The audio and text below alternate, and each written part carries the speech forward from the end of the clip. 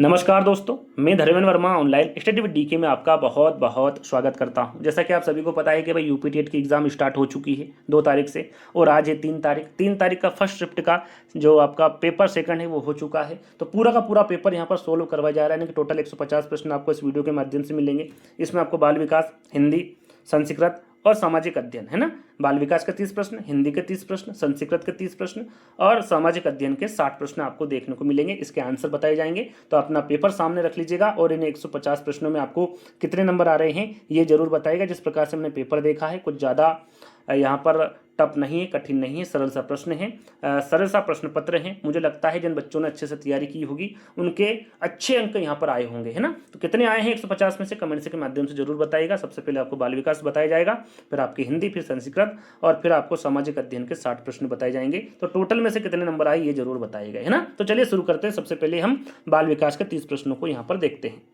तो पहला प्रश्न आपसे पूछा गया था कि आधुनिक शिक्षा में शिक्षण को सबसे अच्छी तरह इस रूप में समझा जा सकता है। भाई किस रूप में समझा जा सकता है? तो सही आंसर होगा सीखने के अनुभवों को सुगम बनाने के रूप में समझा जा सकता है। तो पहला वाला विकल्प आपका सही हो जाएगा। दूसरा प्रश्न आपसे यहां पर पूछा गया था कि कौन सा कारक है जो बच्चों में भावात्मक सुरक्षा से सबसे अधिक निकटता से जुड़ा हुआ है। तो यहां पर सही आंसर क्या होगा आपका? अधिकार पूर्ण पालन पोषण। क्या होगा? अधिकार पूर्ण पालन पोषण। बी वाला विकल्प आपका सही हो जाएगा। तीसरा प्रश्न पूछा गया है कि 12 से 14 वर्ष की आयु में मार्गदर्शन सेवाओं को विशेष रूप से ध्यान देना चाहिए। भाई किस पर ध्यान देना चाहिए? तो यहां पर सही आंसर हो जाएगा आपका भावात्मक विनिमय और सहपाठी संबंध, यानी कि तीसरा वाला विकल्प यहां पर सही हो जाएगा। आगे देखते हैं।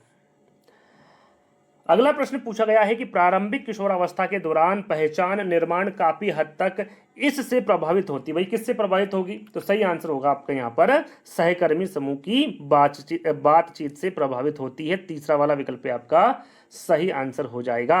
अगला प्रश्न आपसे पूछा गया है कि किशोरावस्था में भावात्मक अलगाव इस बात की आवश्यकता का संकेत हो सकता है। किस बात का संकेत हो सकता है? तो सही आंसर होगा परामर्श हस्तक्षेप का संकेत हो सकता है। तो यहां पर पहला वाला विकल्प आपका सही हो जाएगा। अगला प्रश्न आपसे पूछा गया है कि वाइगोत्स्की का मानना था कि अधिगम सबसे अच्छी तरह से होता है। किससे होता है ये आपको बताना है। तो यहां पर सही आंसर हो जाएगा आपका सामाजिक अंतः क्रिया के माध्यम से। सामाजिक संस्कृति का सिद्धांत किन के द्वारा? इन्हीं के द्वारा दिया गया था ना। तो सही आंसर क्या हो जाएगा आपका सामाजिक अंतः क्रिया के माध्यम से। तीसरा वाला विकल्प आपका सही होगा। सातवां प्रश्न आपसे पूछा गया है कि किशोरावस्था में तत्परता के नियम का अर्थ है कि शिक्षण को क्या अर्थ है? भैया यहाँ पर तत्परता के नियम काफी बार आपको पढ़ाया है हमने, है ना। तो इसका अर्थ होता है कि किशोरों के मानसिक विकास के स्तर और समझने की क्षमता के अनुरूप होना चाहिए। तो यहाँ पर पहला वाला विकल्प आपका सही हो जाएगा। आगे देखते हैं। अगला प्रश्न पूछा गया आपसे कि परीक्षा के दौरान जब भावनाएं तर्कशक्ति पर हावी हो जाती है तो प्रभावित होने वाली प्राथमिक संज्ञानात्मक प्रक्रिया यहां होती है। कौन सी होती है? ये सीधा सीधा पूछा गया है। तो ये होती है आपकी कार्यशील स्मृति। क्या होती है? कार्यशील स्मृति होती है। बी वाला विकल्प आपका सही होगा।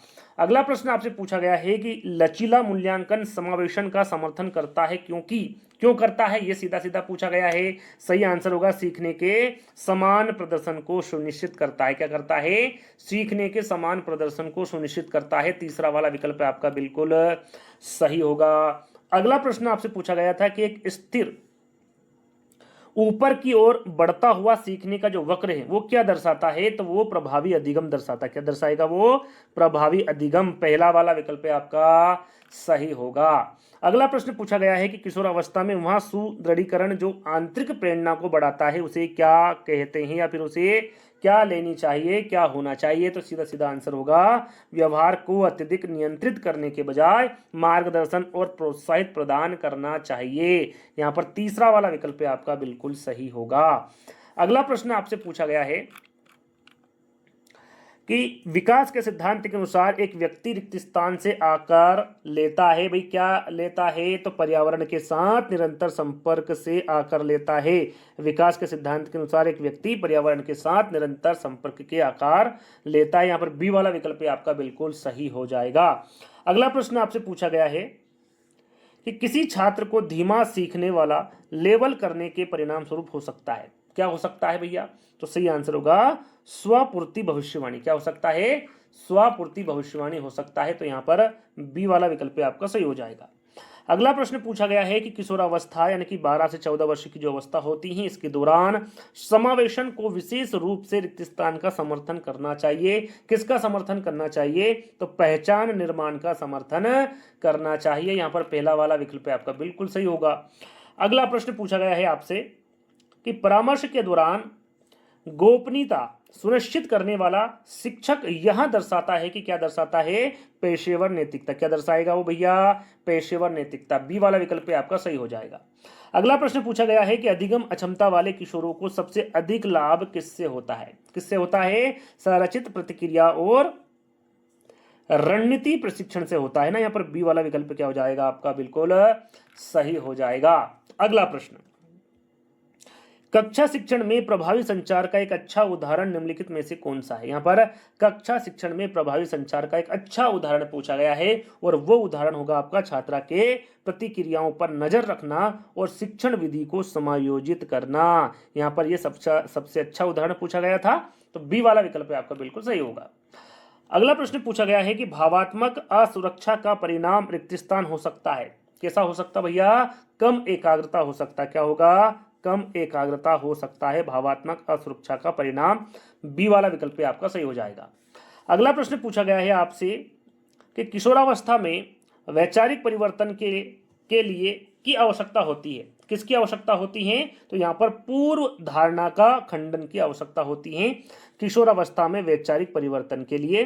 तीसरा वाला विकल्प आपका सही हो जाएगा। अगला प्रश्न पूछा गया है आपसे कि किशोरावस्था में साथियों द्वारा मध्यस्थता से सीखना इसे बढ़ावा देता है। किसको बढ़ावा देगा? पारस्परिक उत्तरदायित्व को बढ़ावा देगा। डी वाला विकल्प बिल्कुल करेक्ट हो जाएगा। अगला प्रश्न आपसे यहाँ पर पूछा गया है कि वे किशोर जो असफलता का कारण क्षमता के बजाय प्रयास की कमी को मानते हैं, उनमें प्रदर्शित होने की संभावना होती है। कैसी होती है? विकास उन्मुखीकरण होती। कैसी? विकास उन्मुखीकरण। डी वाला विकल्प आपका सही होगा। अगला प्रश्न पूछा गया आपसे कि अत्यधिक प्रतिस्पर्धा कम कर सकती है। किसको कर सकती भैया? कम आंतरिक अभिप्रेरणा को या फिर आंतरिक प्रेरणा को कर सकती है। डी वाला विकल्प आपका सही हो जाएगा। जो अत्यधिक प्रतिस्पर्धा है वो आंतरिक प्रेरणा को कम कर सकती है। डी वाला विकल्प आपका सही होगा, है ना। चलिए अगला प्रश्न पूछा गया है कि शिक्षण सत्र में परिचयात्मक चरण का मुख्य उद्देश्य निम्नलिखित होता है। कौन सा होता है? तो यहाँ पर आपका सही आंसर होगा पिछली जानकारी को नई सामग्री से जोड़ना, है ना। यहाँ पर शिक्षण सत्र में परिचयात्मक चरण का मुख्य उद्देश्य पूछा गया था। तो पहला वाला विकल्प आपका सही हो जाएगा। अगला प्रश्न, एक उच्च क्षमता वाला छात्र टोल मटोल के कारण बार बार कार्य समय पर पूरा करने में असफल रहता है। यहां सबसे अधिक संभावना किसमें कठिनाई को दर्शाता है? कौन सी कठिनाई को दर्शाता है? सीधे सीधे ये पूछा गया है। तो ये आत्मनियमन की कठिनाई को दर्शाता है। पहला वाला विकल्प आपका सही हो जाएगा। अगला प्रश्न पूछा गया है कि मध्यम स्तर की भावनात्मक उत्तेजना सुधारती है। किसको सुधारेगी? सीखने के प्रदर्शन को सुधारेगी। किसको? सीखने के प्रदर्शन को। तीसरा वाला विकल्प आपका सही हो जाएगा। अगला प्रश्न आपसे पूछा गया है कि सुदृढ़ीकरण अनुसूचियां इसको प्रभावित करती है। भाई जो सुदृढ़ीकरण है, अनुसूचियां हैं, ये किसको प्रभावित करती हैं? सीधा सीधा ये पूछा गया है। तो ये प्रतिक्रिया की गति और दृढ़ता को प्रभावित करती हैं। पहला वाला विकल्प आपका यहाँ पर बिल्कुल सही आंसर हो जाएगा। ठीक, आगे बढ़ेंगे। अगला प्रश्न पूछा गया है कि एक छात्र चरों के बीच के संबंधों की कल्पना करने के बाद अचानक भौतिकी की एक अवधारणा को समझ जाता है। यह किसको दर्शाता है? तो ये अंतर्दृष्टि अधिगम को दर्शाता है। किसको? अंतर्दृष्टि अधिगम को दर्शाता है। डी वाला विकल्प आपका सही होगा। अगला प्रश्न पूछा गया है कि एक किशोर द्वारा परिकल्पना परीक्षण के माध्यम से वैज्ञानिक समस्या का समाधान करना क्या दर्शाता है, या फिर यहाँ क्या दर्शाता है? सीधा सीधा पूछा गया है। सही आंसर हो जाएगा आपका परिकल्पना निगमनात्मक तर्क को दर्शाता है। पहला वाला विकल्प आपका सही होगा। अगला प्रश्न पूछा गया है कि प्रभाव का नियम कक्षा में विशेष रूप से उपयोगी है। किसमें है? तो याद रखिएगा ये व्यवहार प्रबंधन में। किसमें हो जाएगा? व्यवहार प्रबंधन में। पहला वाला विकल्प सही होगा। ठीक, अगला और अंतिम प्रश्न, जैसा कि सभी को पता है कि भाई एक विषय में कितने प्रश्न पूछे जाते हैं, 30 पूछे जाते हैं। तो ये अंतिम प्रश्न है आपका बाल विकास का। किशोरों के लिए एक अच्छे सूत्रधार को चाहिए, क्या चाहिए भैया? एक अच्छे सूत्रधार को। सीधा सीधा प्रश्न पूछा गया है, सही आंसर हो जाएगा स्वतंत्र सोच को प्रोत्साहित करना, है ना। यहाँ पर तीसरा वाला विकल्प है आपका सही हो जाएगा। अब यहाँ पर आपको बताना है कि इन बाल विकास के जो 30 प्रश्न हैं इसमें आपको कितने नंबर आ रहे हैं, ये में जो हिंदी भाषा है हमारी भाषा 1, इसका एनालिसिस हम यहाँ पर करेंगे। तो आज का जो हमारा पहला प्रश्न पूछा गया था, ईश्वर भक्त समस्त पद कौन से समास का उदाहरण है? अपादान तत्पुरुष समास, संबंध तत्पुरुष समास, कर्म तत्पुरुष समास या फिर संप्रदान तत्पुरुष समास। तो ईश्वर भक्त हमारा संबंध तत्पुरुष समास का उदाहरण है ना। यहाँ पर ईश्वर का भक्त है ना, संबंध का की के यहाँ पर आ रहा है। चलिए अगला प्रश्न है जो पूछा गया था आज। अगला प्रश्न आपसे पूछा गया था, निम्नलिखित में से किस शब्द में अनुनासिक या फिर हम चंद्र बिंदु का प्रयोग शुद्ध है? यहाँ आपसे पूछा था, यहाँ पर क्या पूछा था? निम्नलिखित में से किस शब्द में अनुनासिक का प्रयोग शुद्ध है? गावा, गाँव, गाँव या फिर गाँव। तो राइट आंसर हो जाएगा हमारा ऑप्शन नंबर डी। यहाँ पर गाँव में चंद्र बिंदु या फिर अनुनासिक का सही प्रयोग किया गया है। अगला प्रश्न आपसे पूछा गया था, तरणी और तरणी युग्म शब्दों का सही अर्थ यहाँ पर बताना था आपको, है ना। तरणी और तरणी जो युग्म में दे रखा है, इसका सही अर्थ क्या है? तो राइट आंसर हो जाएगा हमारा ऑप्शन नंबर डी, है ना। तरणी यानी क्या? सूर्य, और तरणी यानी होती है हमारी नौका या फिर नाव, हम उसे बोल सकते हैं। अगला जो प्रश्न आपसे पूछा गया था, सूर्य का समानार्थी शब्द क्या है? यहाँ पर सूर्य का समानार्थी आपको बताना था, चांद, रवि, तारा या फिर ग्रह। तो सूर्य का जो समानार्थी शब्द है वहाँ हो जाएगा हमारा रवि। बहुत नॉर्मल से क्वेश्चन आपसे पूछे गए थे, अगर थोड़ा बहुत भी आपने पढ़ा होगा तो यहाँ पर आंसर आप अच्छे से दे पा रहे होंगे, है ना। चलिए अगला जो प्रश्न आपसे पूछा गया था, सही वाक्य चुनिए। उसने कहा मैं कल आऊँगा। यहाँ पर 4 ऑप्शन आपके सामने है, उसमें से आपको सही वाक्य को चुनना है। तो राइट आंसर हो जाएगा हमारा उसने कहा मैं कल आऊँगा, है ना। यहाँ पर इसमें सही वाक्य ऑप्शन नंबर डी हमारा हो जाएगा। अगला जो प्रश्न है, गार्गी मैत्रेयी में क्रमशः प्रयोग हुआ है। यहाँ पर गार्गी और मैत्रेयी में क्रमशः रिक्त स्थान प्रयोग किसका हुआ है? तो यहाँ पर 4 ऑप्शन आपके सामने दे रखे थे, इनमें से आपको चुनना था कि इनमें गार्गी और मैत्रेयी में क्रमशः किस चीज़ का यहाँ पर प्रयोग हुआ है। तो इसमें जो प्रयोग हुआ है हमारा रफा रा का और तिरछी रेखा रा का इसमें प्रयोग हुआ है ना। ऑप्शन नंबर सी हमारा राइट आंसर होगा। अगला जो प्रश्न आपसे पूछा गया था, मैं लड़के को वेद पढ़ाता हूँ, इस वाक्य में कितने कर्म है? 3, 2, 1 या फिर 4। तो मैं लड़के को वेद पढ़ाता हूँ इसमें इस वाक्य में कितने कर्म है? तो इसमें हो जाएंगे हमारे 2 कर्म, है ना। ऑप्शन नंबर बी हमारा राइट आंसर होगा। अगला जो प्रश्न आपसे पूछा गया था, घुड़सवार कौन से समास का उदाहरण है? संप्रदान तत्पुरुष, अपादान तत्पुरुष, बहुब्रीहि समास या फिर अधिकरण तत्पुरुष समास। यहाँ पर घुड़सवार कौन से समास का उदाहरण है, यहाँ आपसे पूछा गया था। तो राइट आंसर हो जाएगा हमारा अधिकरण तत्पुरुष समास का यहाँ उदाहरण है ना। घुड़सवार यानी घोड़े पर सवार, है ना। और अधिकरण का जो विभक्ति चिन्ह क्या होता है हमारा? अधिकरण यानी मैं पर, है ना। और यहाँ पर भी घोड़े पर सवार आ रहा है। तो राइट आंसर हो जाएगा हमारा ऑप्शन नंबर डी। अगला जो प्रश्न आपसे पूछा गया था, निम्न में से किसमें विस्मयादि बोधक चिन्ह का प्रयोग उचित हुआ है? यहाँ पर आपको 4 ऑप्शन आपके सामने दे रखे थे, इनमें से आपको बताना था कि कौन से वाक्य में यहाँ पर विस्मयादि बोधक चिन्ह का सही प्रयोग किया गया है। क्या बात है, तुम कहाँ जा रहे हो, मैं खाना खा रहा हूँ या फिर वहाँ स्कूल गया। तो राइट आंसर हो जाएगा हमारा ऑप्शन नंबर ए। यहाँ पर क्या बात है में विस्मयादि बोधक चिन्ह का सही से प्रयोग हुआ है। अगला प्रश्न है, राज प्लस ऋषि का संधि रूप क्या है? यहाँ पर राज प्लस ऋषि का जो संधि यानी दोनों को मिलाने पर कौन सा वाक्य हमारा बनेगा? तो राइट आंसर हो जाएगा हमारा राजश्री, है ना। राजश्री यहाँ पर बनेगा, है ना।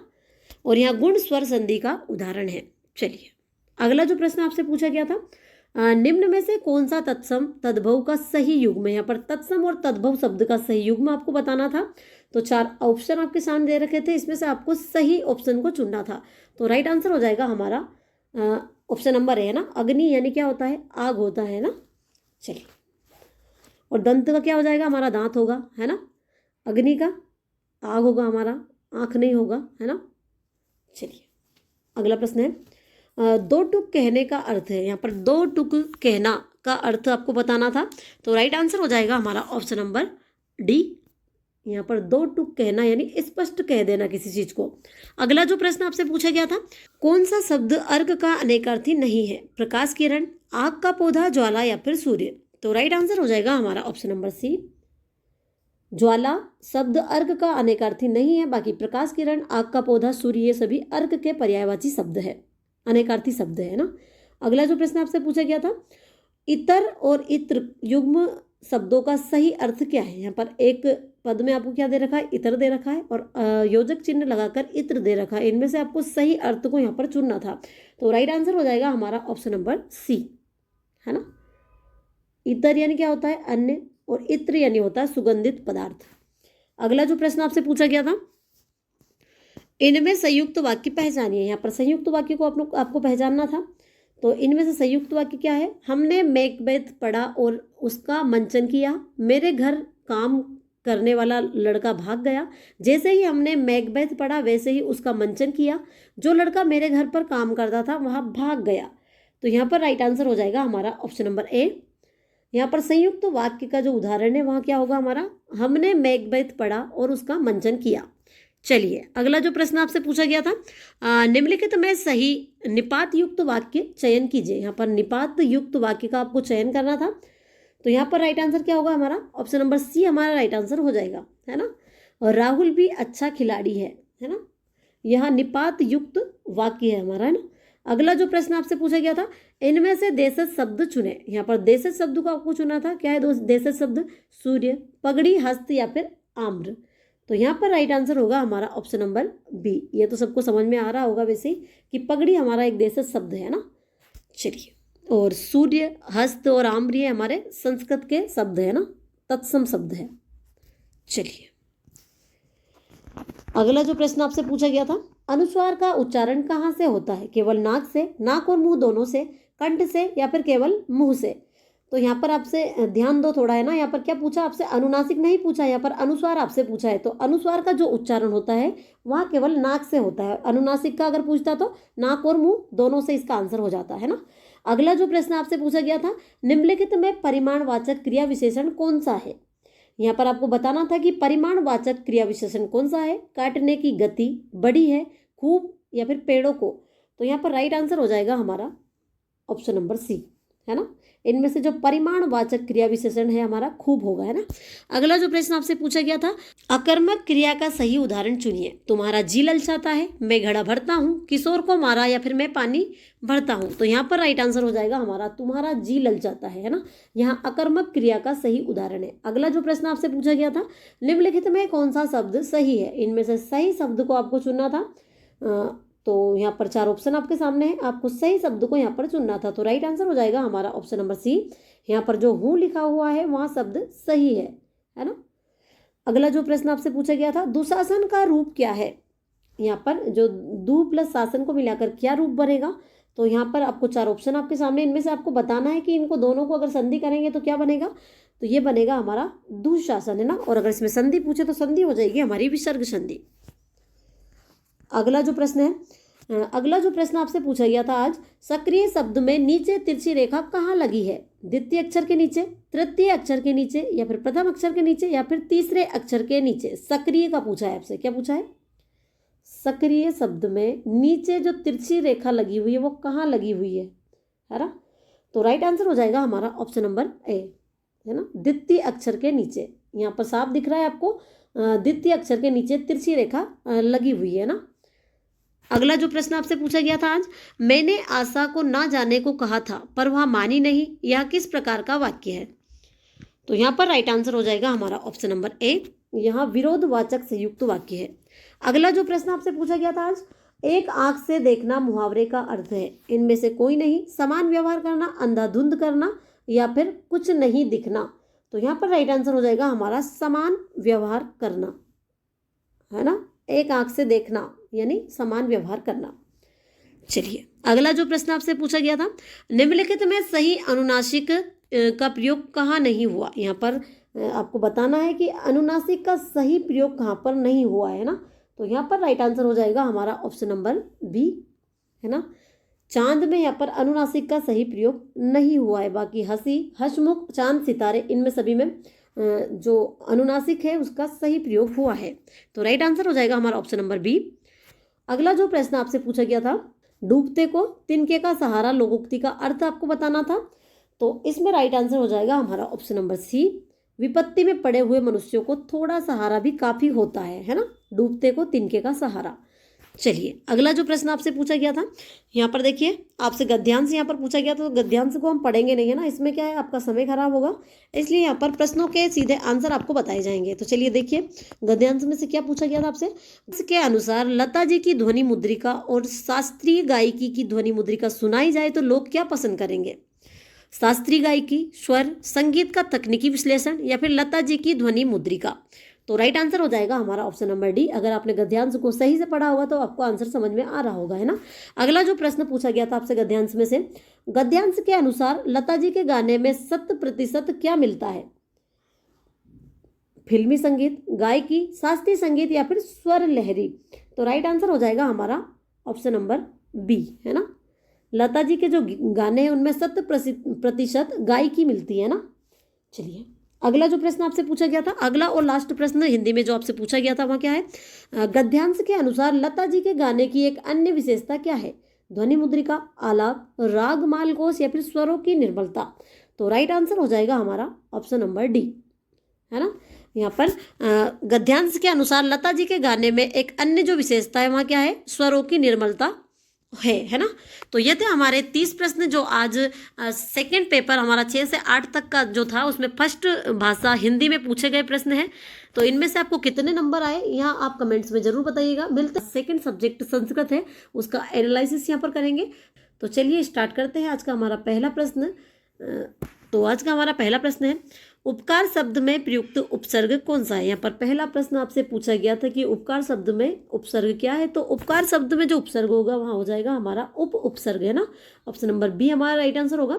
यहाँ पर कल भी हमने एनालिसिस किया था तो आपको पता ही होगा कि इसमें ग्रामर से अधिकतर क्वेश्चन पूछे गए हैं। बाकी गद्यांश के अंतर्गत आपसे 1 या 2 और ज़्यादातर 3 प्रश्न आपसे पूछे गए। तो जिन लोगों का भी पेपर नहीं हुआ है वहाँ ग्रामर पर ज़्यादा ध्यान दें, है ना।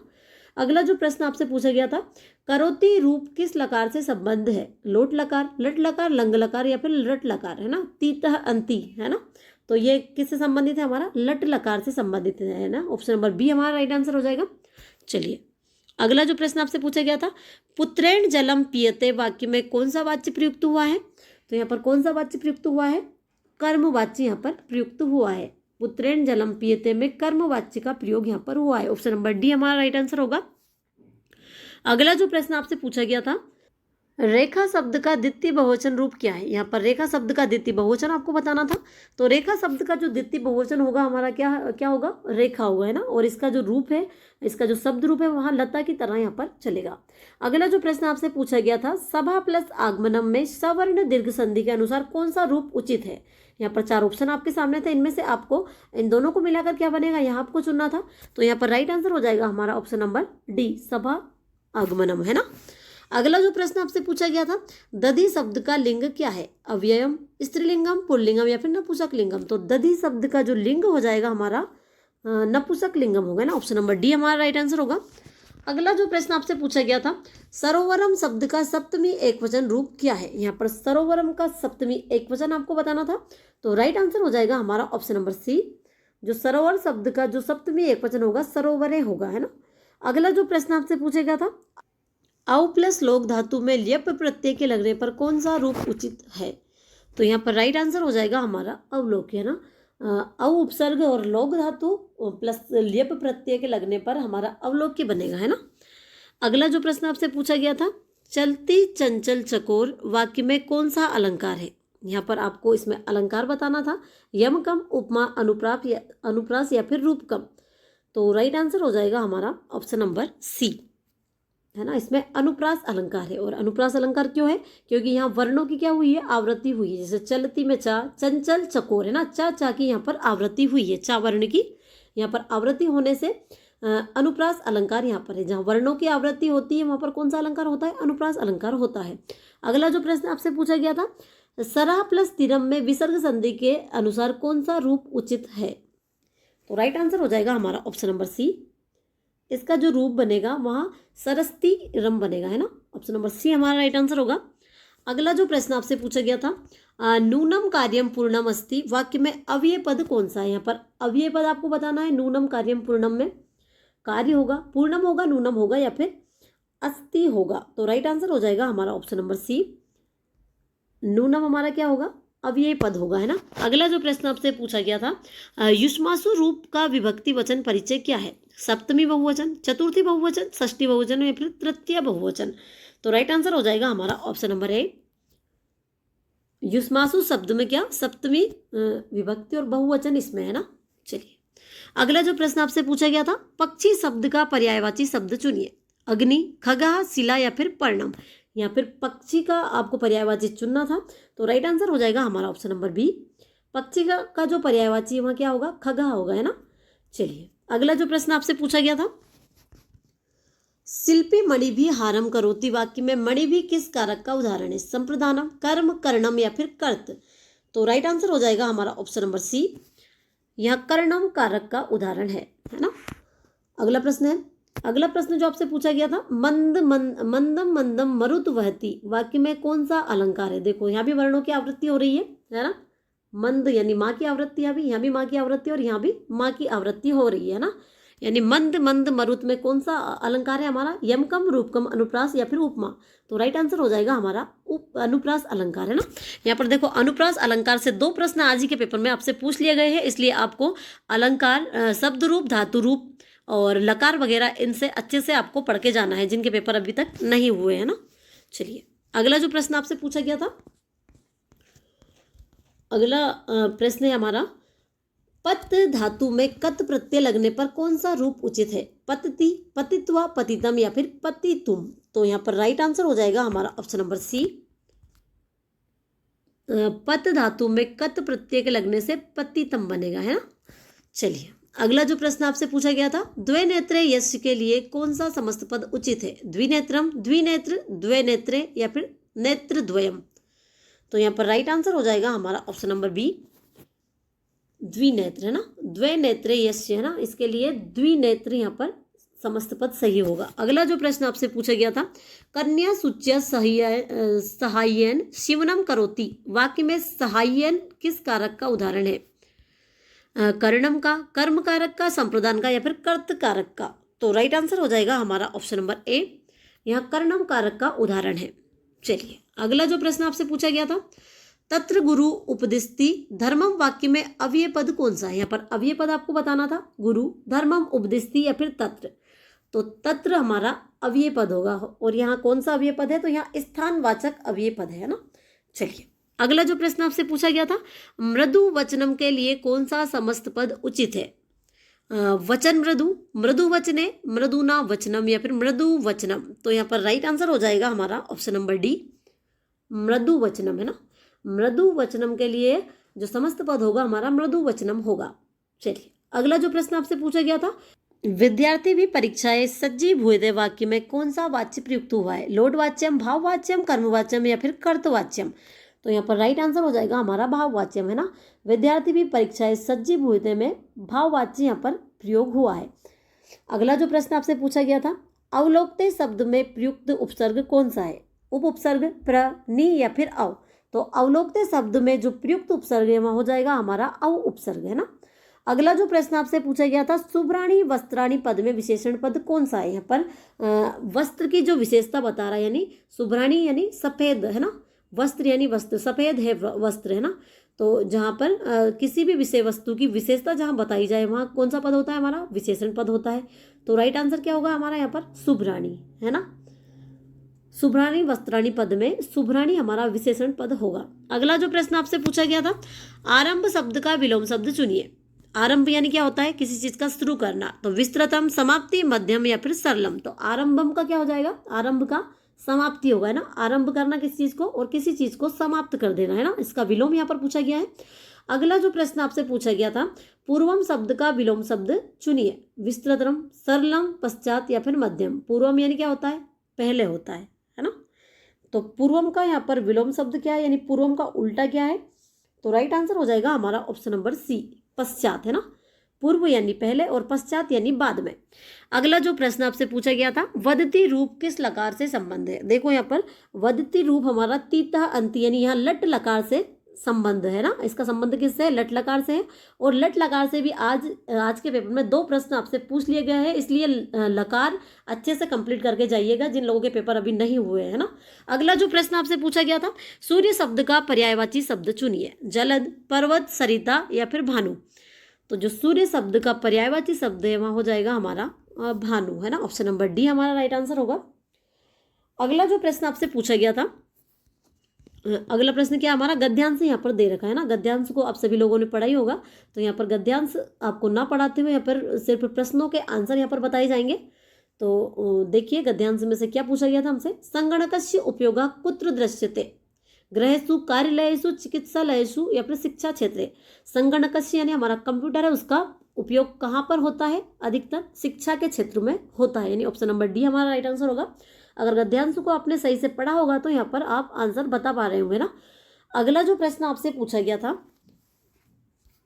गद्यांश के अनुसार, संगणकस्य अति प्रयोगा कयो क्लंति जनियतु शक्नोति, है ना। हस्तयो, नेत्रयो, पादयो या फिर कर्णयो, है ना। तो राइट आंसर हो जाएगा हमारा नेत्रयो, है ना। संगणकस्य यानी कंप्यूटर का ज्यादा प्रयोग हमारे आंखों को क्या थकान दे सकता है ना। ऑप्शन नंबर बी हमारा राइट आंसर होगा यहाँ पर। अगला जो प्रश्न आपसे पूछा गया था, अगला और लास्ट प्रश्न आपसे पूछा गया था, छात्रा संगणकस्य सहाय्यन किम कुर्वन्ति। तो यहाँ पर राइट आंसर हो जाएगा हमारा ऑप्शन नंबर बी, लेखनम, पठनम, चित्र निर्माणम च, है ना।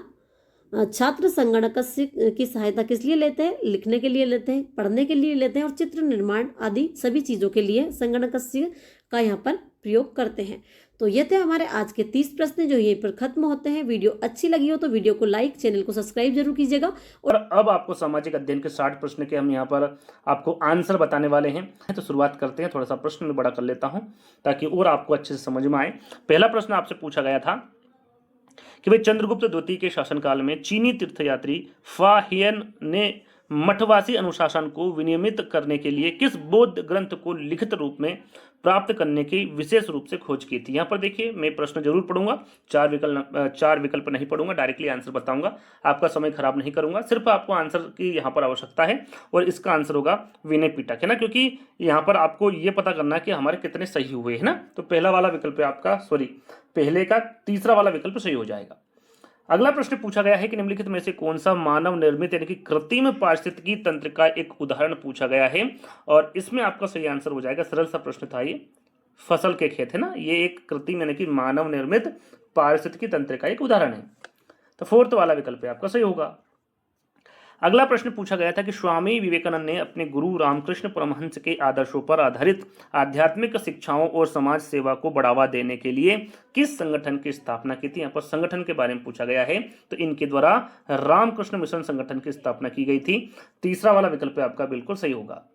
अगला प्रश्न आपसे पूछा गया है कि निम्नलिखित में से कौन सा उर्वरक एक सीधा उर्वरक है जो पौधे के प्राथमिक पोषक तत्व के रूप में केवल नाइट्रोजन की आपूर्ति करता है। तो यहां पर सही आंसर हो जाएगा, वो हो जाएगा आपका यूरिया। क्या हो जाएगा भैया, यूरिया। बी वाला विकल्प आपका सही होगा, है ना। चलिए अगला प्रश्न आपसे पूछा गया था कि निम्नलिखित में से कौन भारतीय शास्त्रीय संगीत में अचल स्वरों की सही पहचान करता है जो अपने निश्चित पिच स्थितियों और किसी भी परिवर्तित रूप के ना होने के लिए जाने जाते हैं। वो क्या होगा सही आंसर, तो यहां पर सही आंसर होगा सा और पा। क्या हो जाएगा, सा और पा, है ना। तीसरा वाला विकल्प आपका सही होगा। कौन सा मैक्रो न्यूट्रिएंट खिलाड़ियों के शरीर को सबसे ज्यादा ऊर्जा देने वाला पोषक तत्व प्रदान करता है, वो क्या होगा आपका वसा, खनिज, कार्बोहाइड्रेट या फिर प्रोटीन। तो सही आंसर हो जाएगा आपका वसा। क्या हो जाएगा भैया, वसा, है ना। पहला वाला विकल्प आपका सही हो जाएगा। अगला प्रश्न आपसे पूछा गया है कि प्रभावित क्षेत्र को कम से कम 20 मिनट तक ठंडे बहते पानी से ठंडा करना रिक्त स्थान के लिए मानक प्राथमिक उपचार है। क्या है भैया मानक उपचार, तो यहां पर आपका सही आंसर हो जाएगा जलना। जलने के लिए मानक प्राथमिक उपचार है। बी वाला विकल्प क्या हो जाएगा आपका सही आंसर हो जाएगा। अगला प्रश्न आपसे पूछा गया था कि निम्नलिखित में से, छोटा कर लेते ताकि आपको चारों विकल्प दिखे, है ना। अगला प्रश्न पूछा गया था कि निम्नलिखित में से कौन सा कथन आपदा को सही ढंग से परिभाषित करता है। वो कौन सा कथन है भैया जो सही ढंग से प्रभावित करता है। सही आंसर होगा कि एक गंभीर व्यवधान जिसके कारण व्यापक क्षति होती है और जिससे निपटने की क्षमता किसी समुदाय के सामर्थ्य से बाहर होती है। इस प्रकार जो यहाँ पर कथन दिया गया है किसको डिस्क्राइब करता है, किसकी परिभाषा है, आपदा की परिभाषा है और आपदा को सही ढंग से यहाँ पर परिभाषित करता है। बी वाला विकल्प आपका सही होगा। अगला प्रश्न पूछा गया है आपसे कि कौन सी कक्षा परियोजना में छात्र अतीत की घटनाओं को शारीरिक रूप से अभिनय या नाट्य रूपांतरण करके यहाँ अनुभव और समझ पाते हैं कि वे घटनाएं कैसे घटित होती हैं। तो यहाँ पर सही आंसर हो जाएगा आपका कैसे भैया, ऐतिहासिक पुनर्मर्चन करके। डी वाला विकल्प क्या हो जाएगा आपका सही हो जाएगा। अगला प्रश्न पूछा गया आपसे कि खेल पोषण के दिशा निर्देशों के अनुसार कार्बोहाइड्रेट मुख्य रूप से खिलाड़ियों की मदद रिक्त स्थान द्वारा करते हैं। किसके द्वारा करते हैं भैया, तो ये करते हैं शारीरिक गतिविधि के लिए ऊर्जा का मुख्य स्रोत प्रदान करने में। तो यहाँ पर पहला वाला विकल्प क्या हो जाएगा आपका सही हो जाएगा। अगला प्रश्न, योग का कौन सा अंग स्थिर और आरामदायक स्थिति में किए जाने वाले विशिष्ट शारीरिक आसनों को संदर्भित करता है जो शरीर को तैयार करने और मन को गहन अभ्यासों के लिए शांत करने के लिए तैयार किए गए हैं। उसे क्या कहते हैं भैया, उसे आसन कहते हैं। क्या कहते हैं उसे, आसन कहते हैं। बी वाला विकल्प आपका सही होगा। अगला प्रश्न पूछा गया है आपसे कि ग्राम पंचायत समिति और जिला परिषद से युक्त त्रिस्तरीय पंचायती राज संरचना की सिफारिश सर्वप्रथम निम्नलिखित में से किस समिति द्वारा की गई थी। अच्छा प्रश्न है, सरल सा प्रश्न, काफी बार आपने पढ़ा होगा। तो ये किया था बलवंत राय मेहता समिति ने, है ना। बी वाला विकल्प आपका सही होगा। अगला प्रश्न पूछा गया आपसे कि भारतीय शास्त्रीय संगीत सिद्धांत में एक सप्तक में भौतिक रूप से कितनी स्वर स्थान यानी कि सेमीटोन स्थितियां मौजूद होती हैं। तो इसमें कितनी होती हैं, तो याद रखिएगा 12 होती। कितनी होती हैं, 12। पहला वाला विकल्प आपका क्या हो जाएगा, सही हो जाएगा। ठीक, आगे बढ़ेंगे। अगला प्रश्न है, थोड़ा छोटा करेंगे, है ना। निम्नलिखित में से कौन सा कथन ठोस अपशिष्ट प्रबंधन में पायरोलिसिस का सबसे सटीक वर्णन करता है। सबसे सटीक वर्णन कौन सा करता है भैया, कौन सा विकल्प करेगा। तो सही आंसर हो जाएगा आपका ऑक्सीजन की अनुपस्थिति में उच्च तापमान पर कार्बनिक पदार्थों का तापीय अपघटन। फोर्थ वाला विकल्प यहां पर क्या हो जाएगा आपका सही आंसर हो जाएगा। ठीक, आगे बढ़ेंगे। लताएं वे पौधे हैं जो जमीन पर क्षैतिज रूप से फैलती हैं। लताओं को फैलते समय मिट्टी में जलने में कौन सी चीजें मदद करती हैं। तो यहां पर मदद करेंगी गांठों पर स्थित अपस्थानिक जड़ें, है ना। बी वाला विकल्प क्या हो जाएगा आपका सही हो जाएगा। ठीक, आगे बढ़ेंगे। अगला प्रश्न पूछा गया है कि उपनिषद मुख्य रूप से निम्नलिखित में से किस दार्शनिक अवधारणा से संबंधित है। तो ये होंगे भैया आत्मा और ब्रह्म से। किससे, आत्मा और ब्रह्म से। डी वाला विकल्प आपका सही हो जाएगा।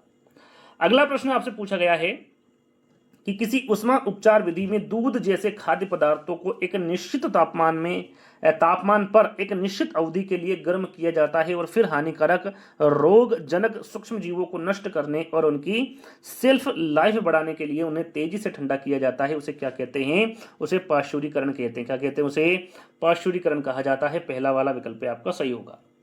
अगला यहाँ पर प्रश्न पूछा गया है आपसे कि लाल मिट्टी के लाल रंग के लिए कौन सा तत्व जिम्मेदार होता है। तो उसके लिए लोहा तत्व जिम्मेदार होता है। कौन सा, लोहा।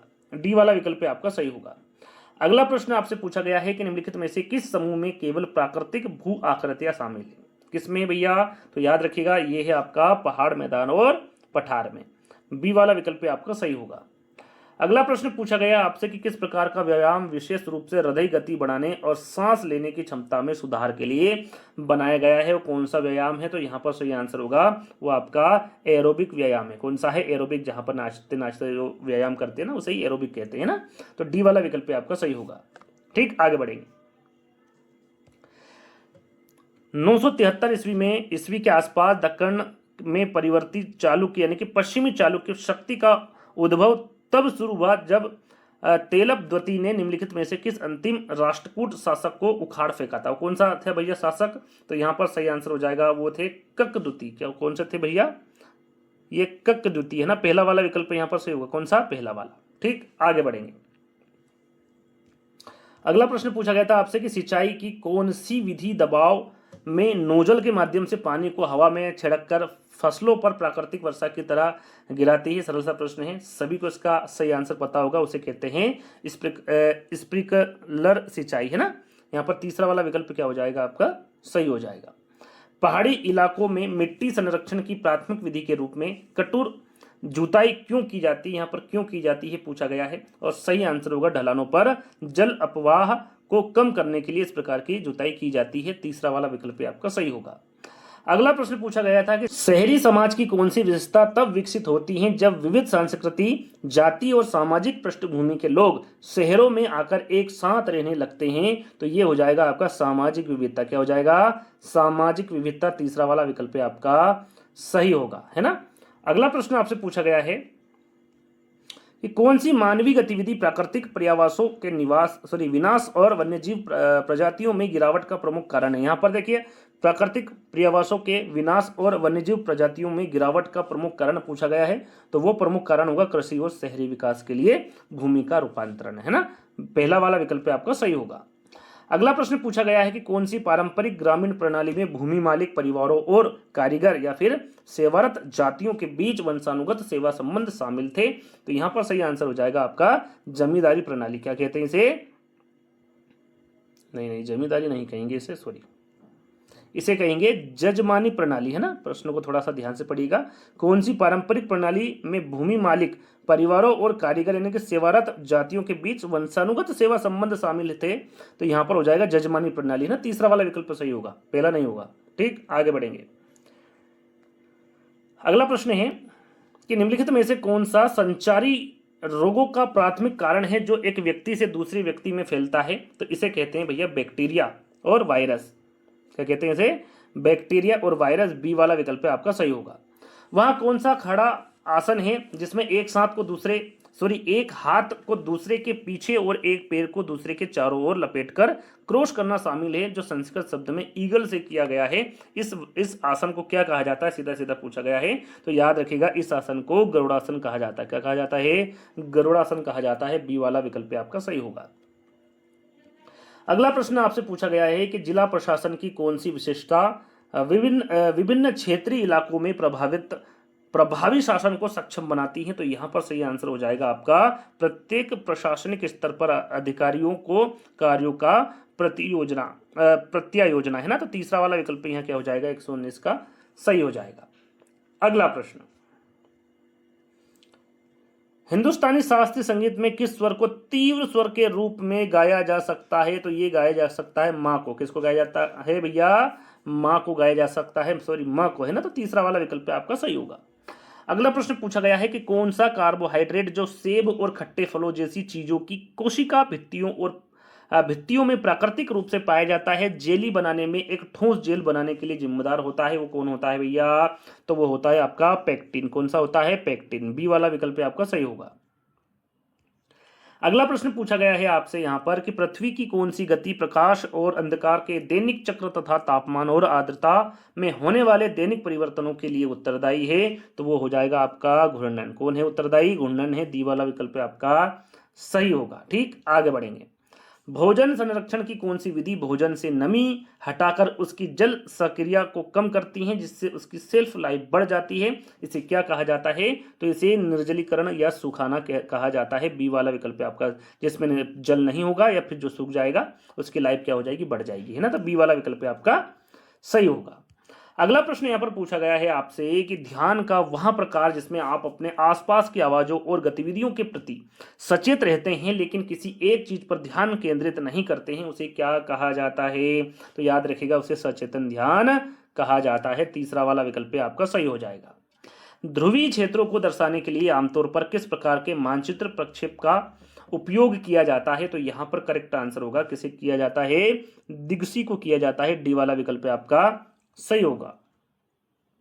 अगला प्रश्न पूछा गया है भैया बागवानी में झाड़ियों पेड़ों से किस प्रकार भिन्न होते हैं? तो यहां पर सही आंसर होगा। प्रश्न को दोबारा पढ़ लेते हैं कि जो बागवानी में जो झाड़ियां पेड़ों से किस प्रकार भिन्न होती ये पूछा गया है। तो आधार से कई तनों वाले छोटे पौधे, है ना। तो डी वाला विकल्प क्या होगा? आपका सही आंसर हो जाएगा। ठीक, आगे बढ़ेंगे। जलोढ़ पंखे तब बनते हैं जब रेगिस्तान खड़ी पहाड़ी ढलानों से नीचे की ओर बहती है और जब वहां कम ढलान पर पहुंचती है तो तलछट जमा करती है। कौन से करती भैया, कौन सी खड़ी पहाड़ी? धारा खड़ी पहाड़ी है ना। तो यहां पर बी वाला विकल्प क्या हो जाएगा आपका? सही हो जाएगा। अगला प्रश्न पूछा गया था कि एक लोकतांत्रिक देश में नागरिक अपने प्रतिनिधियों को चुनने के लिए मुख्य रूप से किस विधि का उपयोग करते हैं? कौन सी विधि का उपयोग करेंगे? वो चुनाव विधि का उपयोग करेंगे। तीसरा वाला विकल्प आपका सही होगा। अगला प्रश्न आपसे पूछा गया है यहां पर कि सिंचाई का कौन सा उपकरण विशेष रूप से कम दबाव पर एक सीमित धारा के रूप में पानी पहुंचाने के लिए डिजाइन किया गया है, जिससे पेड़ों या झाड़ियों के आधार पर एक छोटा सा तालाब या जल जमाव बन जाता है। उसे क्या बोला जाता है? उसे बबलर कहा जाता है ना। तीसरा वाला विकल्प आपका सही होगा। अगला प्रश्न, निम्नलिखित में से कौन सा सिद्धांत इस बात पर जोर देता है कि मूल्यांकन प्रक्रिया शुरू करने से पहले शिक्षक को उद्देश्यों और लक्ष्यों के बारे में पूरी तरह से स्पष्ट होना चाहिए? सही आंसर हो जाएगा क्या पहलू का निर्धारण करना है। तो बी वाला विकल्प क्या हो जाएगा आपका? सही हो जाएगा। अगला प्रश्न पूछा गया आपसे कि वहां कौन सा शब्द है जो भोजन में सूक्ष्म जीवों के विकास और रासायनिक अभिक्रियाओं के लिए उपलब्ध मुक्त जल की मात्रा को दर्शाता है, जिसे 0 से 1 के पैमाने पर व्यक्त किया जाता है। तो यहां पर सही आंसर होगा जल सक्रियता। किसे कहते हैं? जल सक्रियता, है ना। तीसरा वाला विकल्प आपका सही होगा। अगला प्रश्न,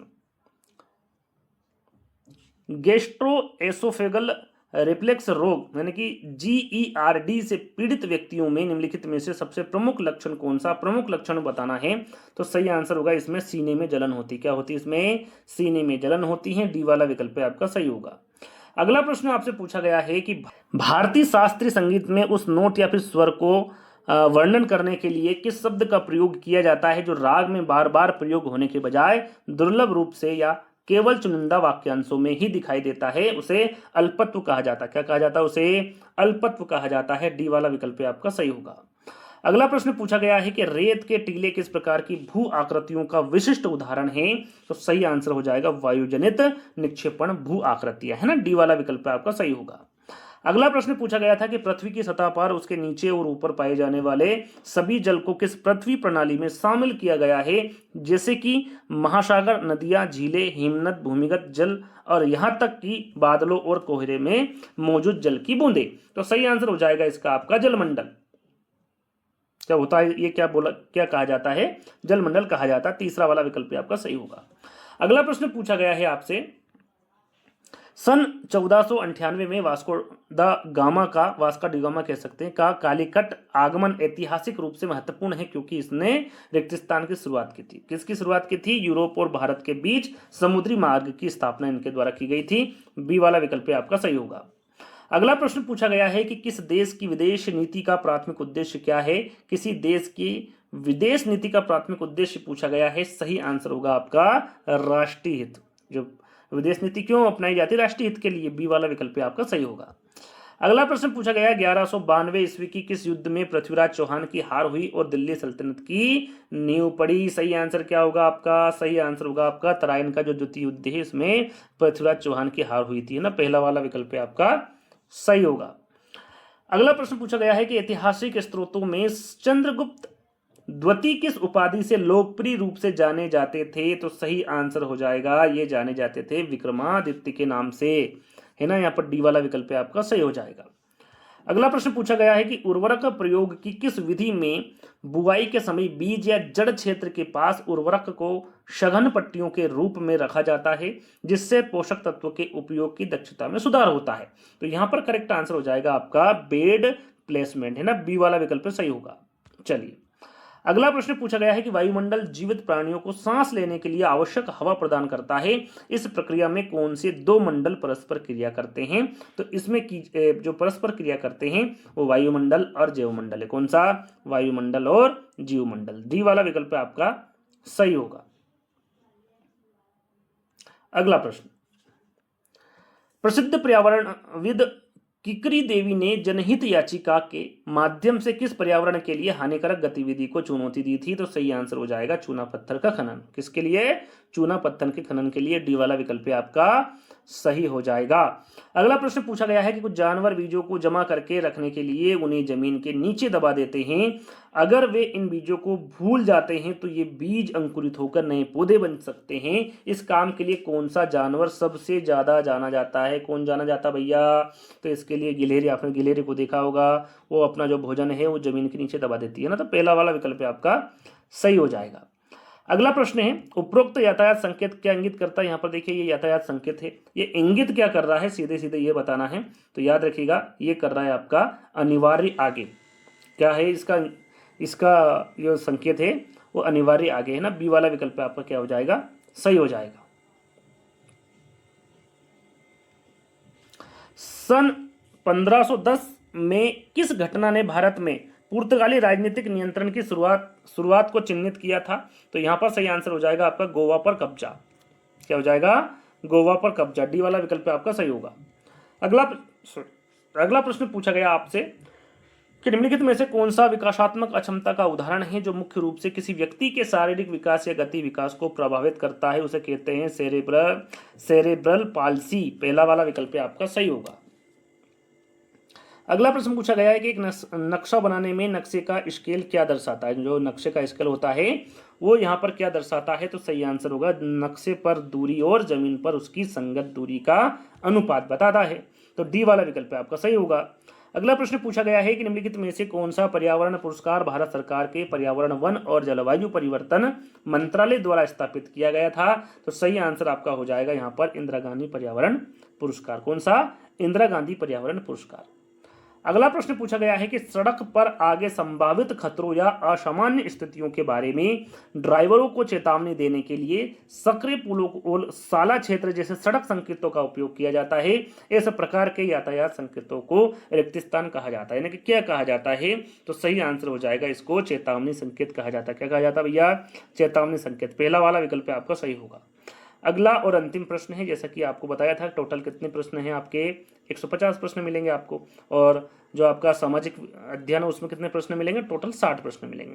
तो इन सामाजिक अध्ययन में कितने प्रश्न नंबर आ रहे हैं आपको 60 में से, और इन 150 में से कितने नंबर आ रहे हैं ये जरूर बताएगा। तो अंतिम प्रश्न है आपका कि भारतीय संविधान में कौन सी सूची केंद्र और राज्य सरकारों दोनों को साझा विधायी शक्तियां प्रदान करती है? तो याद रखिएगा समवर्ती सूची है ना। कौन सी भैया? समवर्ती सूची। फोर्थ वाला विकल्प आपका सही होगा, है ना। यदि आपने सामाजिक अध्ययन की अच्छी तैयारी की होगी तो ज़्यादा ऐसा कोई टफ पेपर नहीं था, अच्छे अंक आप प्राप्त कर सकते हैं। तो मुझे लगता है कि सभी बच्चों के अच्छे अंक आए होंगे। कितने अंक आए हैं ये कमेंट्स के माध्यम से जरूर बताएगा, और इसी प्रकार के यदि और वीडियो चाहिए तो आप हमारे चैनल के माध्यम से बने रहिए, और हम आगे भी वीडियो ऐसे बनाते रहेंगे। जब तक के लिए धन्यवाद।